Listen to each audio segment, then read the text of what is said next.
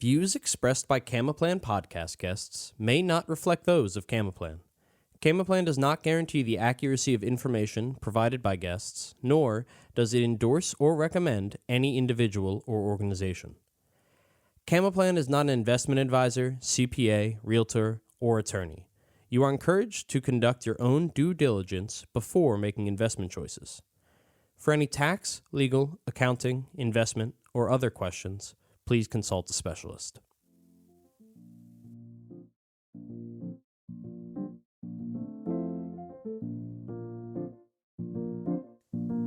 Hi, I'm Michael Duncan, and welcome back to The Road to Financial Freedom. This podcast is brought to you by Camaplan, a self-directed IRA administrator focused on educating investors on how to grow retirement savings faster through alternative investments. In each episode, we're going to take an in-depth look at the many roads taken to financial freedom and how they differ for each of our guests. Our goal is to help the listeners learn how they can achieve their own financial freedom through the experience and stories of experts that have done just that. Today's guest worked in door-to-door sales after college before getting into real estate. With no prior experience in real estate, he decided to learn by taking massive, imperfect action and by failing his way forward. 5 years later, he is the co-owner of Offer on Homes, his real estate investing company, and Investor Thrive, a coaching company dedicated to helping wholesalers and real estate investors acquire more real estate the painless way. I'm very excited to welcome Nathan Payne to the show. Nathan, how are you doing today?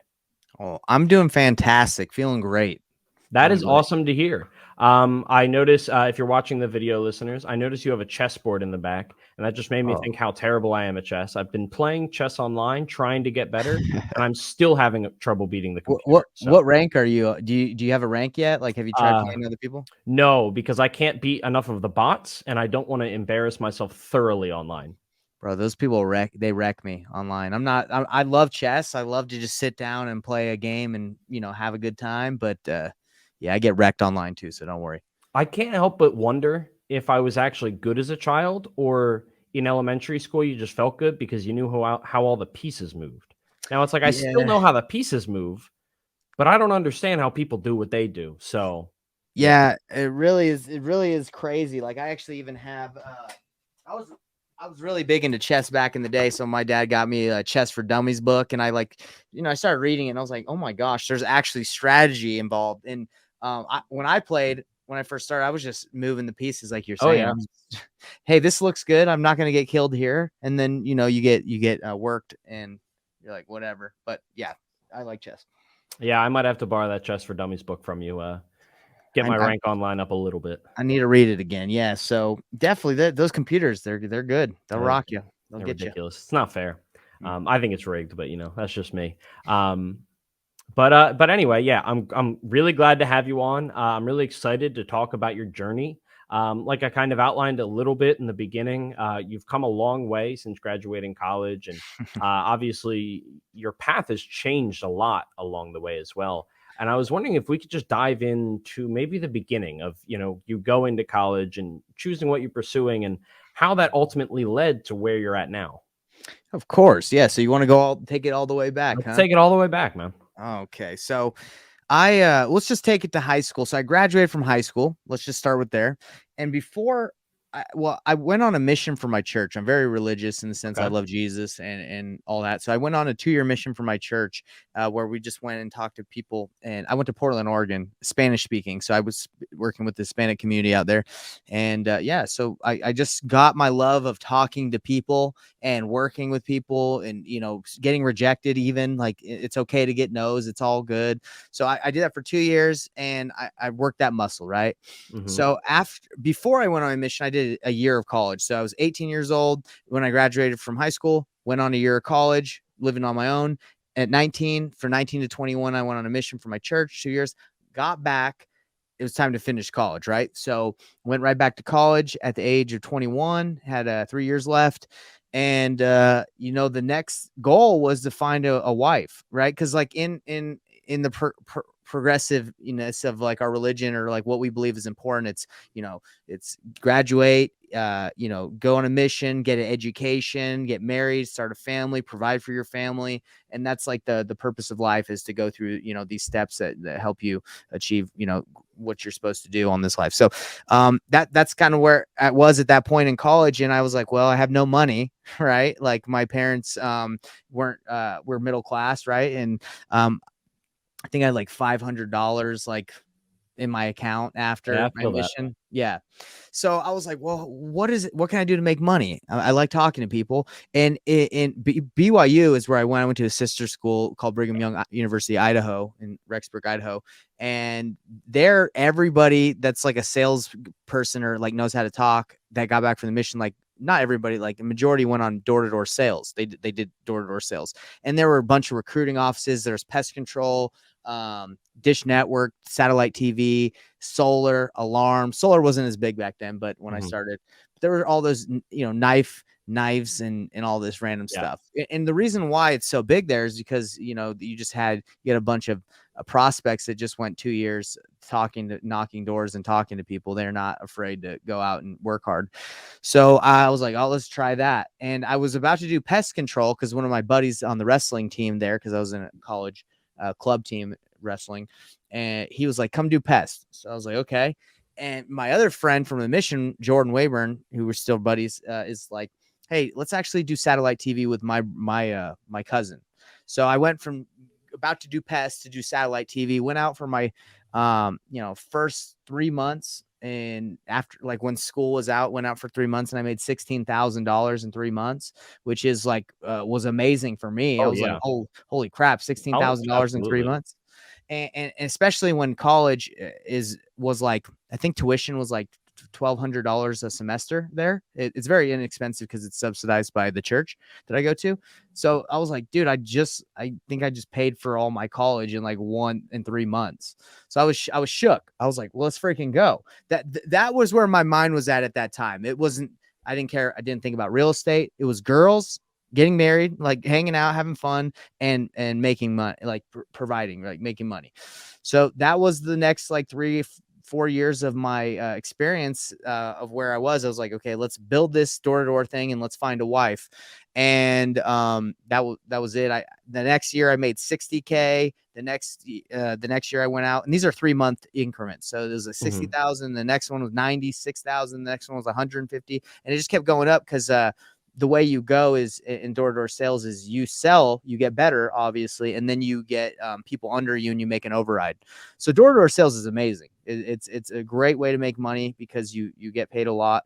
But after I graduated from college, I still hadn't found that wife I was looking for. It just didn't work out. But I found my wife after I graduated. I met her in Vegas, and we met on a dating app, and called Mutual. It's like a church dating app too. But we met there. It works. Yeah, it works, right? So we did that and got married. And I said, man, I don't really want to do door to door anymore. I don't want to be traveling because in door to door, you got to go somewhere new you got to go to Texas or somewhere out of your state so you can bring your team with you, so they focus and they work hard instead of staying in your like own area.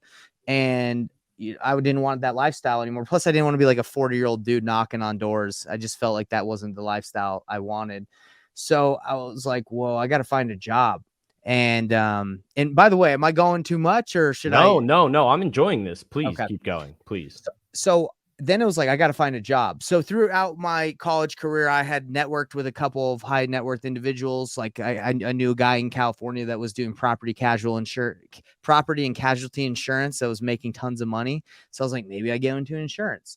And then I knew another guy that did medical sales, and I was like, maybe I do that. So I interviewed at like an insurance agency as like an agent, right? Like not even property and casualty, but just like life insurance, like normal insurance thing.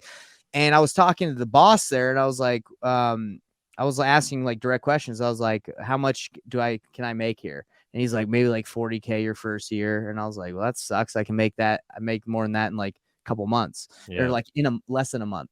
And then he was like, I was like, how much do you make? Not trying to be rude or anything. I was just like, how much can I expect to make if I get to your position? He's like, well, after profit and all that stuff, like maybe $100,000-$200,000 maybe. And I'm like, that ain't that tight either. So I was like trying to figure out like if that was the path I wanted to go, was that worth my time? To use the skill sets that I've acquired. So didn't really like that. And then I went to another interview for medical sales, and I show up looking, I dress in a suit, trying to feel good. And I just felt like the whole interview, the guy was like judging me, and that's what they're supposed to do. But Well, I yeah. think he was just looking at me and being like, this guy doesn't know what he's doing. So I was like, man, this is stupid. I can do whatever. I can do sales. I'm really good at it. But I feel like I'm just having to sit in front of a bunch of people and prove to them that I can do it. Like, let me just try it and I'll show you. But that's not how it was going for me in the interview process after like 2 job interviews. So I was like, forget this. I'm going to do my own thing. So I reached out to my buddy in college that was wholesaling and doing lease options. And his dad was a wholesaler and he was my roommate back in the day. So I said, yo, dude, what are you doing for work? And he's like, well, I work for a tech company. And I'm like, are you doing the real estate thing at all? He's like, I want to, but I just haven't. So let's go both. Let's go in and figure out this wholesaling thing. So he quit his job. I stopped doing the door-to-door sales and we went all in on wholesaling. And that's how I got started. No, just like a split decision to get into real estate with no interest in it before. I mean, sometimes when you believe in yourself and your abilities, and it was clear that you did, that's all it takes. And, seeing where you are now, you're better to say than I am, but it seems as if that risk was definitely worth taking. Yeah, it's really interesting. It's whatever I want to do in like my life. I know I can do it because I think the key to success is not stopping. And you might not be the best at it if you just Yeah. throw your crap against the wall and just hope it sticks.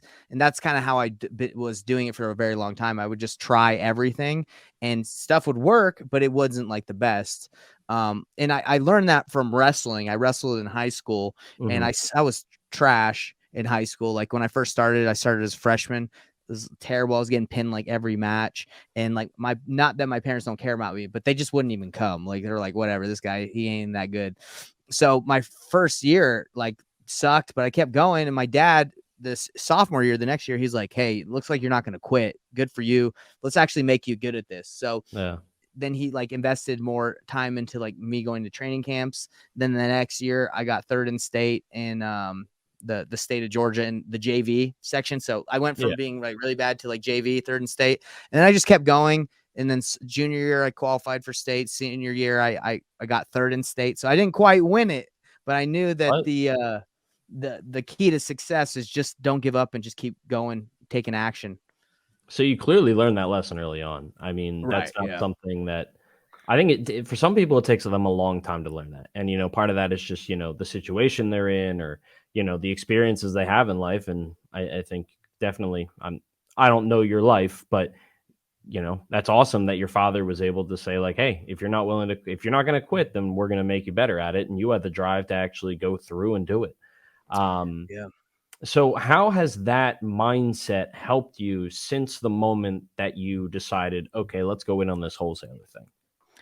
So having the wrestling background, the mission background of also not giving up, the college background of like not giving up on door-to-door sales, like it all translated to, okay, well, I don't know what I'm doing, but I got to go get a deal. How do I get a deal? I got to go talk to somebody. That's just how it works. Talk to someone that owns a house.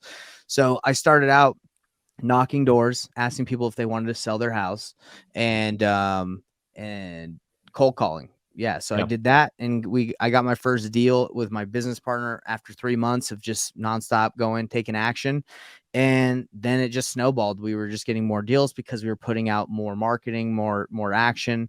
And the thing is, like when you're new, I've learned this recently that quality is better than quantity. Like you got to be Absolutely. better at than just throwing stuff at the wall. And that's something that's been really hard to like take out of my DNA for so long is just going and just doing the bunch of quantity, Yeah. not focusing on the quality. So that's something I'm trying to perfect now is not doing so much. Cause you think if you're busy, you're doing good. And Yeah. that's kind of the same thing with the wrestling. Like take it back to anything.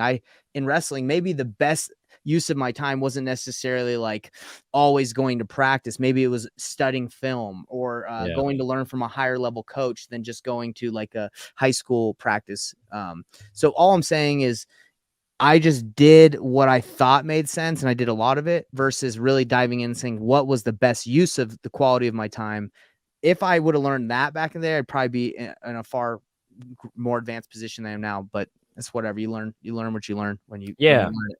I mean, so I majored in music at school. I played the trumpet. I've played the trumpet for most of my life.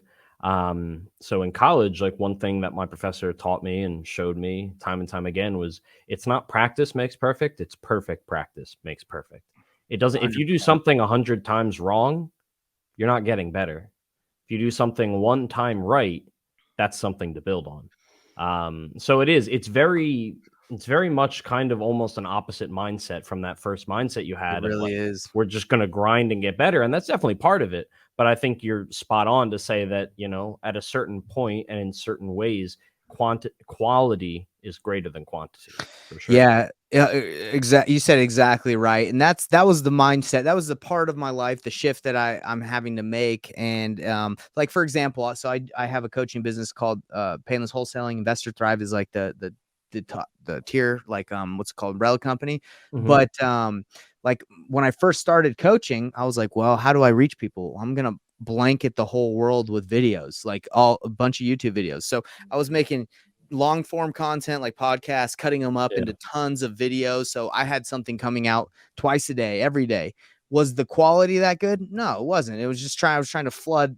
That's what I thought made sense. That's what Yeah. I've been doing my whole life, is just doing a lot of whatever I wanted to get good at. But now it's like, whoa, whoa, whoa, you're doing so much work right now, bro. Like in my mind, you're doing so Yeah. much, and you could do so much more with doing less, just make it better. So I think that's what happens when people are kind of at the newer state. They just think doing a lot of something is the key, and that's good to take action, but it's doing a lot of what is actually quality and what makes sense, not just a lot of nothing. Yeah, it's always finding a balance between the two. Like you have to do something Exactly. a lot to get better at it. The whole Malcolm Gladwell, what is it, 10,000 hour rule or whatever it is. The Beatles sucked until they played in one crappy bar for, every night for 6 years or so, whatever it is. I don't know the story. It's something like that. But Right. Yeah. yeah, but no, there definitely is. It's finding that balance. So for the listeners, what exactly is wholesaling in this context, I guess? Yeah, so I'll explain what wholesaling is and why I found it appealing to start with it. So I was married. My wife is a dental hygienist, so she was able to work and maintain the income, and my business partner had a wife that works too. So we were like, let's go start this company. And my wife was like, you can go and start this company, but you're not taking any of our money. Like you got to figure this out yourself. And same with his wife. So we started with $0, and we're like, well, shoot, how do we do real estate with no money? It's tough. Yeah. Yeah. And we didn't know other than wholesaling, and wholesaling is reaching out, finding a property, getting it under contract that you're going to buy it. And then you have the right to assign that piece of paper, that contract, to someone else for a fee so they can buy it. So, for example, if I get your house under contract for 200,000, but I know Jimmy who will pay me 210, all I have to do is have you sign. We'll both sign, and then I sign an assignment contract with Jimmy, and then say, hey, Jimmy, for $10,000, you get the rights to this contract and you can close. And then I sign it to him. Now he's working with you because I signed it. I make $10,000 at closing. So that's what wholesaling is. It's just paperwork. It's using negotiation skills. It's using your ability to reach out and negotiate deals, to get stuff under contract, and then assigning it with zero risk on your end of having to close on the property. You don't have to come up with any money, even earnest money. You don't need earnest money because you can use the earnest money of Jimmy in this example. If you ask for 5,000 non-refundable earnest money from him, and I told you that I give you $500, I can take Jimmy's 5,000, use it the 500 for you, keep the 4,500 in escrow. Well, actually, all goes in there, but I get to keep that. If he bails, I get to keep his money. I can give you your 500. I get to keep the 45. But that's why I got in, because we had no money.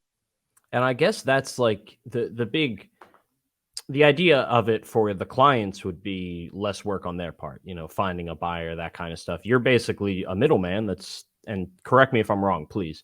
I have very little experience in this field, but Yeah. it sounds like you're the middleman that says, hey, this guy wants to sell a house. Let me go find some people that want to buy a house. And you just connect the two and you kind of you make money doing that. Similar to a real estate agent, but definitely different in the way that it's approached is what it seems like. 100%. You nailed it. So there's the way that it's taught, this is why I have a company called Painless Wholesaling, because the way I teach it is painless, like my name Payne. It's not painful. It's very clever. If you're watching, he has a hat that Yes. spelled like his name rather than Pain. So Yes. I did Yes. notice that immediately. I love that. Thanks. So, when I started, the traditional way is that they teach is just go find a deal, right? Like I told you, I was like, I don't know how to do this. Let me go find someone that's selling, right? So it was a lot of work and taking action on things I did not know if it would made sense, Yeah. right? So I was like knocking on people's doors. Hey, are you selling? They'd be like, yeah. What's your offer? I'm like, well, I don't know what I'll offer. I don't know what someone would buy it for. How about Yeah. half of what you want? And then it's really hard to negotiate. So because you don't really know where you need to be. And that's what happens is, a lot of wholesalers just are going out. They're asking who wants to sell. They don't really know how to negotiate. They're trying to get lucky, right? Yeah. And once they find someone they think is in the range, obviously there's like formulas that you're like, hey, if I get this at this percentage of the after repair value or Zestimate, then it's probably a deal. Like 60% of Zestimate, that's probably a deal. So they'll lock it up without knowing most of the time, especially if they're new, and they'll go and try and find someone then once they have a contract, and they'll go look on, online, go to groups, they'll do a bunch of stuff to try. They call it disposition. They try to sell the deal to sign it. So that's usually what happens. And the problem is that with wholesaling is it takes a lot of time to find a deal most of the time because you got to Yeah. negotiate a good deal. Then once you have it under contract, you got to find someone to sell it to, which can take a lot of time. And if you don't find someone, you got to cancel your contract. Let's say you've wasted 15 days trying to find someone, no one buys it. You let the seller know. They're like, oh, sorry, I can't buy your house. They're annoyed because they thought you were going to close. And obviously you're doing this during your inspection period, so you're not wasting at least more time of their time. They're aware that you're, doing your inspection. That's a problem. There's a lot of problems that come with that if you do that model, and that's what I did. So it doesn't make sense to me why that's being taught, but that's just what it is. And what I tell people, and this is how I do deals, is I say, hey, develop relationships, amazing relationships with key top buyers in your market, and then just go find them what they want, what they're willing to buy. Instead of you having to just go out and just try to get lucky and not know what people are buying, you have a relationship with someone, a buyer that you can just call and say, hey, I got someone on the hook, not 100% sure what to offer. What would you pay for this? And let me just add my fee in there. Oh, I'd pay 200,000. Okay. Well, I know if I want to make 10K, I got to get it for 10K less than what you'll pay. So I can make my fee. So you tell the seller, hey, I can do 190. And they're like, okay. And you get it 190, you assign it, he's willing to pay 200. So that's not being taught. Really. It's mainly just go find a deal. That's like how they tell you to get started. And I'm like, wow, I did it. Wasted a lot of time, a lot of money, banged my head against the wall, probably lost out on a lot of deals that were deals because I just didn't know. So that's my strategy is start with the end in mind first and work with the buyer and actually develop a great relationship. We're not talking like, oh, I know he'll buy anything in Utah. Well, great. I'll buy anything in Utah if it makes sense. You want to actually find out the criteria, the buy box criteria of, what area, what street, doors, how many bedrooms and baths, east of the highway, like information that will help you narrow down what they want. So when you actually bring them something, they're interested. So at what point in this wholesaling, in building the company and whatnot, did you decide that you wanted to get into coaching and thought that you had something to offer and, was worth looking into that venture? It's a great question. I got into coaching after spending like thousands and thousands of dollars on mentorships and coaching myself and seeing what I didn't get. Right. Yeah. And no hate on anyone that I've ever worked with. It's just the programs didn't have what I needed. And what the programs didn't have was like the personalized touch, like where you felt like you could reach out to your mentor without bothering them. It's like, I just paid you all this money and I feel like I can't even reach out to you without like being a nuisance. Like that's just not something that should even, why would I pay you? And I feel like I can't reach out to you. I'm getting paying to get mentored. So that wasn't every program, but there's little pieces where I'm like, oh, I can do this. I think I can do this better. And that's why I got started, because I was like, I felt not only the pain of learning the wrong way, but I still see most of the people that teach it, they do it the way I told you in the beginning, just go find a deal, which wastes a lot of time. So Those are the two things. Saw it was doing wrong, and I thought I could improve it. And I mean, that's the key to, I think, almost any business, is finding that the niche that you think that you fill, that no one else seems to be doing. So it makes perfect sense. Exactly.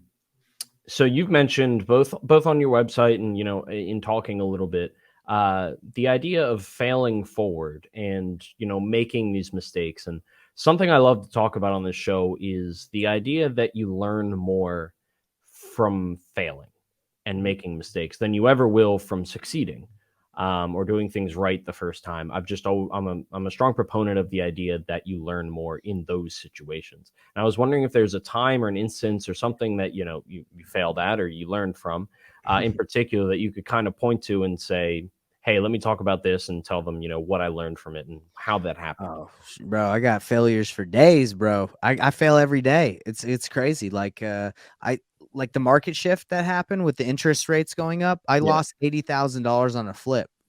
Is that something that anyone was aware of? Would I have done if I knew I was going to lose money? No, but now I know that you can't buy so tight. Like yeah, everyone in Utah was getting like froggy. They were feeling like, oh yeah, this it's going to keep going. And I bought a deal that was a deal back then, and it's not now because the prices have dropped. And I learned from that experience. Would I've learned that without? Probably not as painful as what I just felt, but yeah, um yeah, I think like, for example, I have some students that, they come into my program and I tell them what they need to do. They just want more information. They want to study more. And it's like, no, no, no, that you got all the information you need. Like you need to take action. And they're like, but what if I say this wrong? It's like, that's good. That's how you're going to learn. But some people just don't want to take the action. They're afraid. They got past traumas and issues that they've faced in the past that keep them from taking the action for some reason. And it's a tough thing. It's a tough thing to make. Everybody wants the end result. Everybody yeah, wants the what they want, the nice car, the family, that lives in, has a bunch of vacation homes.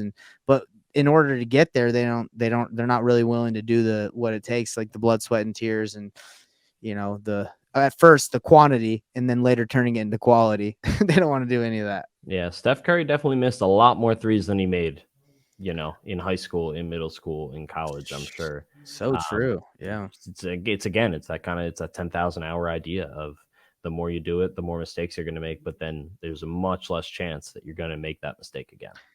Yeah. And I think embracing failure is a good thing, because have you heard of The Gap in the Gain, the book called The Gap in the Gain? I haven't. It talks about focusing on, like, instead of the gap of like what goals you haven't achieved, it's focusing on the wins that you've had, the gain in your life. Yeah. And I kind of relate that to like failure is like, if you sit down every day and talk and like write down how you're winning, and the only way you can really win, in my opinion, is if like you fail to get to that point, right? You got to like go through some failures to eventually win. And like you can even look at a failure as a win. You could be like, hey, that $80,000 deal, be like, hey, that $80,000 deal I lost out on, I'll never, buy a property at that price again. That's Yeah. a win, because I know, like, I learned from that experience. So you can definitely look at failures as wins and measure your success not off of what you lack, but off of what you've accomplished. Like this podcast right now, talking about college, all this stuff. Those are all gains, in my opinion. Those are all Yeah. wins that have got me to this point. I'm not sitting here like, oh man, I'm not a billionaire yet. Like I don't even really care about money, to be honest. But that's why you don't want to measure yourself off what you don't have yet, because then you'll always be sad. Yep. Always. I couldn't agree more. So speaking of that, I think this goes very well. Before we get out of here and I let you plug yourself, your company, your website, how people can get in contact with you, something I ask every single one of my guests is simply, what does financial freedom mean to you? So I was reading this morning. There's it's called 10x is easier than 2x, and is talking about the difference between money and wealth.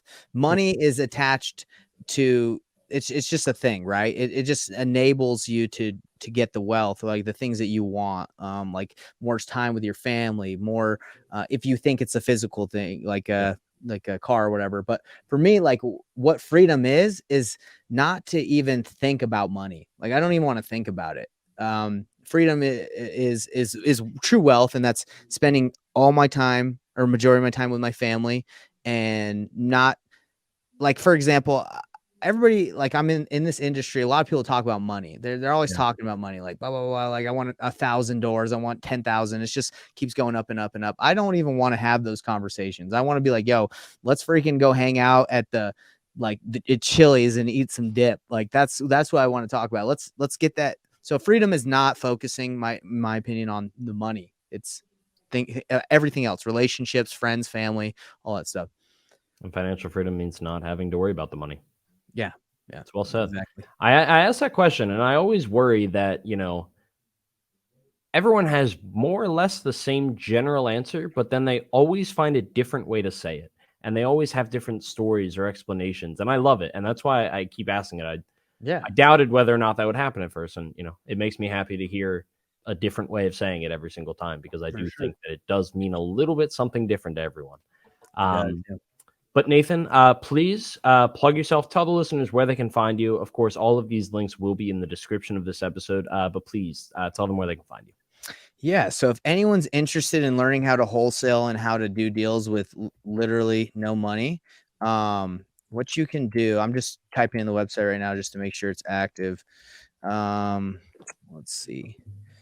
So, yeah, it's looks like I'm still getting the website. Oh, okay.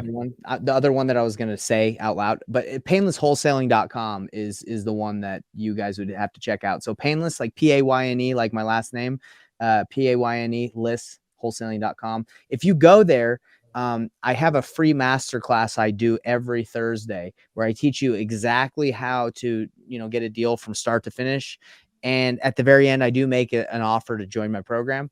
But, don't feel obligated that you need to join it. It's just something I give out to people if they want to implement a little bit more of what I taught. But that's my plug. Painlesswholesaling.com. Check it out. And we will be able to, hopefully connect. That's awesome. And yeah, this episode will drop on a Monday, like all my episodes do. So listeners, you have plenty of time to go catch that next masterclass on a Thursday. That works perfectly. Nathan, thank you so much for coming on today. I had a great time learning about your story, learning about how you got here. It was definitely a very interesting road that I was very excited to hear more and more about. So thank you so much. I learned a lot today. I'm sure my listeners did as well. Thank you so much for coming on. Hey, thanks for having me. I really appreciate it. And as always, thank you for listening to The Road to Financial Freedom. If you enjoyed this show, please support the podcast by remembering to rate, review, and subscribe. You can keep up to date with us on Facebook or Instagram at Road to Financial Freedom Podcast. Thanks again, and I will see you next time.